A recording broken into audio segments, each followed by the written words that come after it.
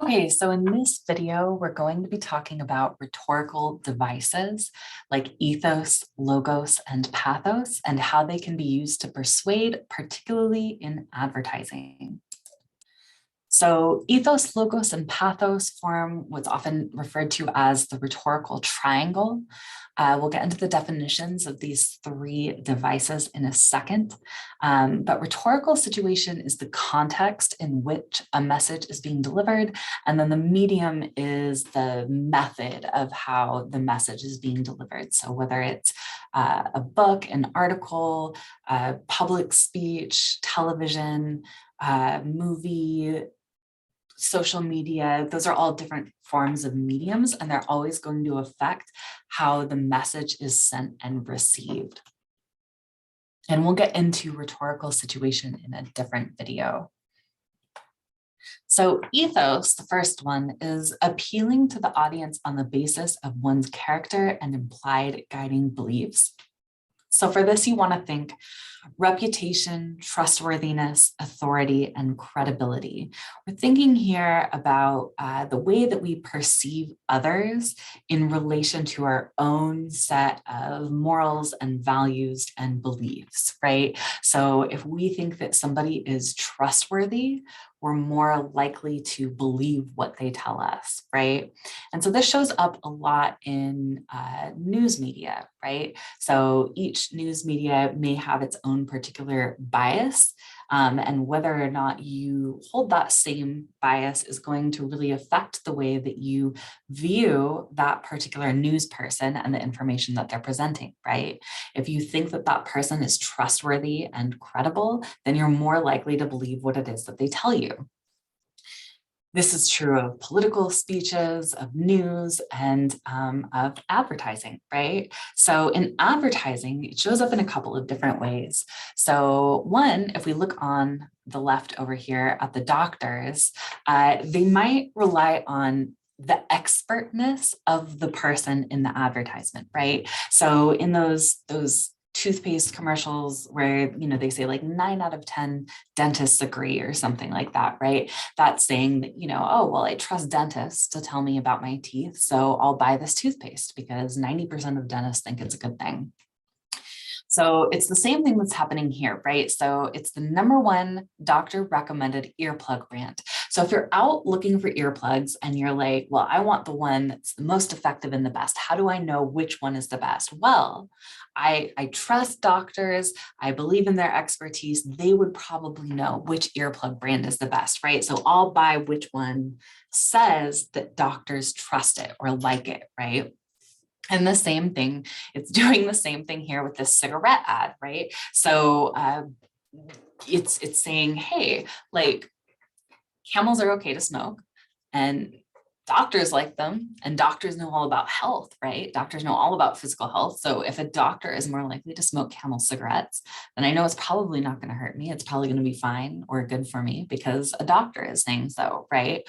So just because we believe somebody is credible obviously doesn't always mean that they are, right? So advertising can use ethos to mislead you as much as it can use ethos to show you why a product is good, right? To show you that they're relying on experts. This also shows up, of course, in other kinds of text, not just advertising, right? So we talked about the news already. It might show up, though, in your own writing, right? So if we're looking at a source and you're going to say, well, this is a credible source, that's why I have this source in my paper. These statistics are good because they come from Harvard, right? And we all trust Harvard. We know that Harvard is like a really well-known Ivy League institution, so I trust them. And you're saying, oh, so according to these Harvard statistics, this thing is happening or this thing is true. Then you're relying on ethos, right? To convince your reader that these are good statistics and they should trust them because you trust them, and therefore we're all going to believe these statistics, right? So ethos can show up in a number of different ways. One of the other ways it shows up in advertising is with celebrity endorsements. And this is a little bit different because obviously, Jennifer Aniston doesn't necessarily have any expertise in water, right? But the way that this works is not relying on expertise, but relying on character. If you are a huge fan of Rachel and Friends or of Jennifer Aniston, if she looks like the kind of person where you want to lead the same lifestyle that she does.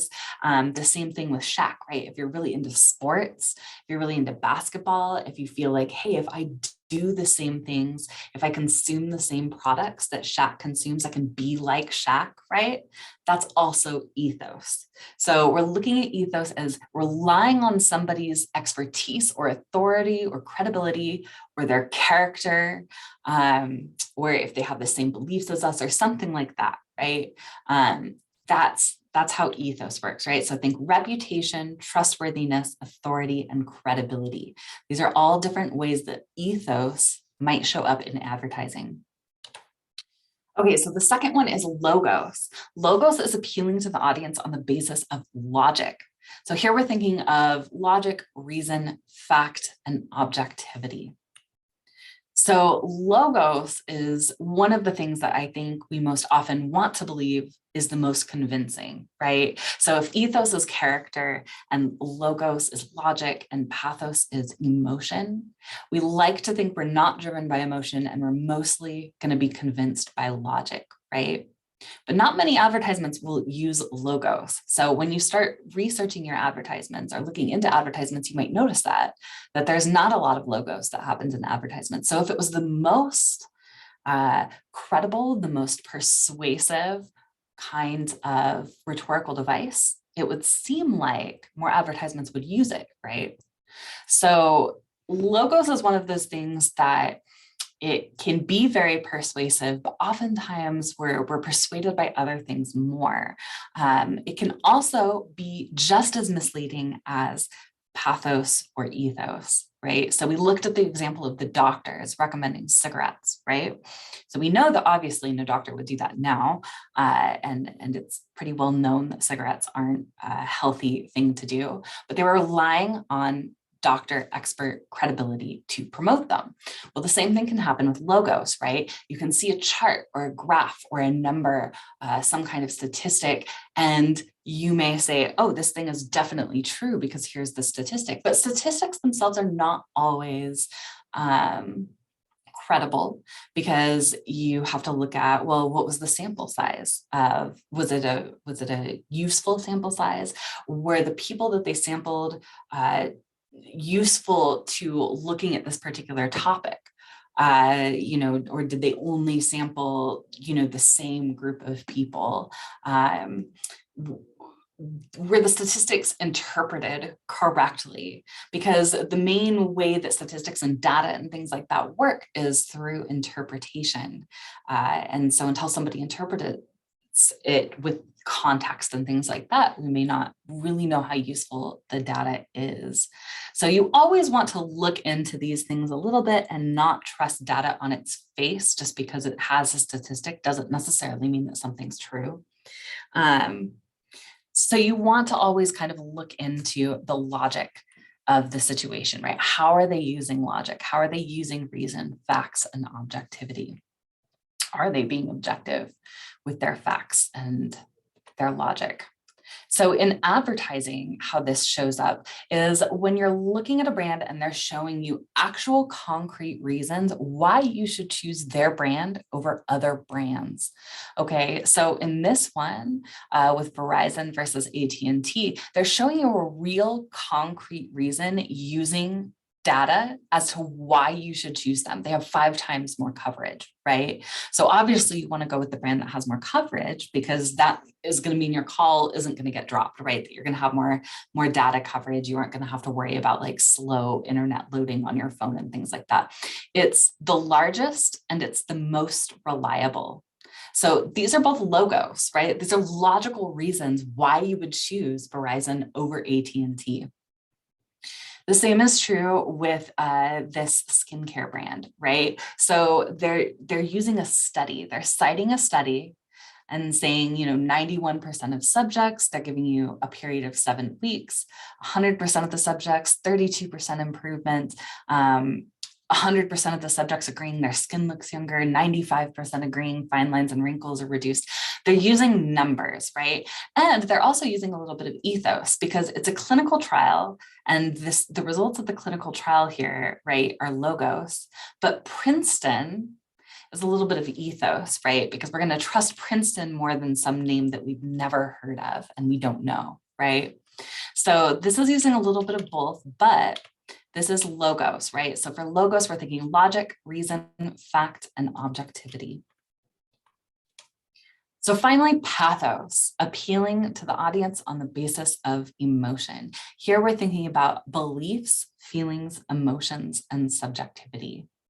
So pathos is using emotion to persuade, and there are a lot of different emotions. So anger is an emotion, fear is an emotion, love is an emotion, sadness is an emotion, anything where you're feeling it in your body or in your head, those are emotions, right? So they're trying to persuade you to do something based on emotion.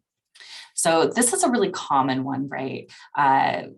Probably one of the most common ones that gets used is pathos, right? And one of the ones that people always remember most easily is this Sarah McLachlan ASPCA commercial, right? Where they have her sad music in the background. They're showing you the sad faces of the dogs behind the cages. They use a sad tone of voice while they're giving you statistics. So they might use logos, right? But they're presenting it through pathos. So most of these things will be in tandem, right? It's pretty rare that you'll only see logos or you'll only see pathos or you'll only see ethos. Usually these work best together, particularly logos and pathos, right? Because if you want to persuade using data, sometimes data doesn't make people feel enough to get them motivated to do something. But if you combine the data with an emotion, then sometimes that is enough, right? But if you have the emotion and no data, that might not be enough to convince somebody because they might feel manipulated by it, right? So you have to kind of have some proof here. And you want these in your writing too, right? So you want to look at how you can combine these different rhetorical devices. So all of these are relying on pathos, right? So like these tires aren't telling you we're the best tire brand because our tires have, the best tread or because they last the longest or something. Those would be logical reasons, right? They're telling you because so much is writing on your tires with a picture of a baby. So what you're thinking here is, I need the best tires because I need to protect my child, right? My love for my child and my fear of losing them in a car accident or something like that is enough for me to purchase these tires. So all of these are relying on some form of emotion, right? So pathos is beliefs, feelings, emotion, and subjectivity. So we're going to look at the sample paragraph. This one uses all three of these in tandem, and that's really the best way to use it in your writing. Okay, so you want to have pathos working in tandem with logos and ethos so that none of them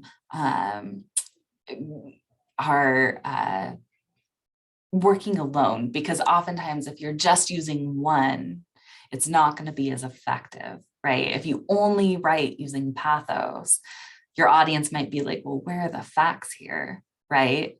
And if you're using only facts and only credibility to persuade, but they don't feel anything about those facts, then the facts might not seem important enough for them to do anything about it.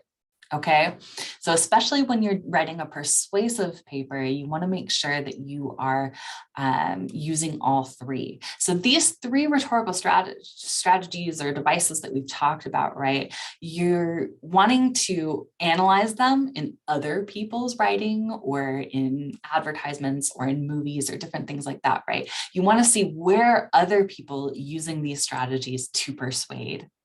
And then how can I use these strategies to persuade other people, right? So, all of these are relying on some form of emotion, right? So pathos is beliefs, feelings, emotion, and subjectivity. So we're going to look at the sample paragraph. This one uses all three of these in tandem, and that's really the best way to use it in your writing. Okay, so you want to We'll read through this paragraph and talk about it a little bit. So we have, imagine this: a small dog sits in a dark, cold garage. His hair is matted and dirty.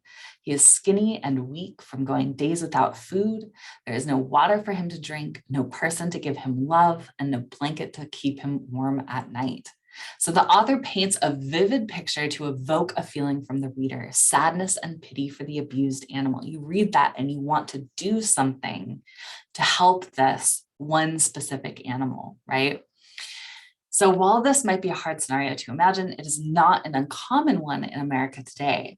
According to the Humane Society of the United States, nearly 1 million animals are abused or die from abuse every year. So this is using logos and a little bit of ethos by using a startling statistic to appeal to our intellect. Keep in mind that these three strategies often overlap, and it qualifies as both logos and ethos because it cites a reputable organization.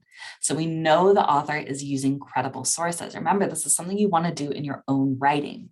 If you just say, John Smith, according to John Smith, this happens to 1 million animals a year, we're going to be like, well, who's John Smith and why should we trust him? What do we know about John Smith, right? So you want to make sure that you're providing credentials that help us to understand why these sources are useful sources, right? And then as a veterinarian with 30 years of experience, I have seen how even one incident of abuse can affect an animal for the rest of its life. And that's ethos. The author establishes his own credibility by stating his occupation and experience, right? So we trust him because he probably knows what he's talking about because he's a veterinarian, okay? So this is how you want to look at other people's texts, whether it's, video or audio or actual written text. You want to look for these things. How can we tell that they're using pathos or ethos or logos? And then you also, again, you want to be able to use them in your own writing, because when used together, right, we're using this small example, hypothetical example of one animal that's going to make us feel sad, and then extrapolating out and talking about many animals who suffer this exact same situation, right? And that's what's going to make you want to do something, because you're like, oh my God, that's so many animals that I have to be sad about now, right? So, and then they tell you what they want you to do. So this is a good way to write a introductory paragraph, right? This would be a good introductory paragraph because it's inviting you in with information that's going to make you interested in the paper, provides, some sources, their own credentials, and then what they want to persuade you to do. And then I imagine they would spend, right, the rest of the paper trying to persuade you using these three things: more sources, more evidence, more details, and things like that. So hopefully this was helpful in understanding ethos, logos, and pathos, and these rhetorical devices.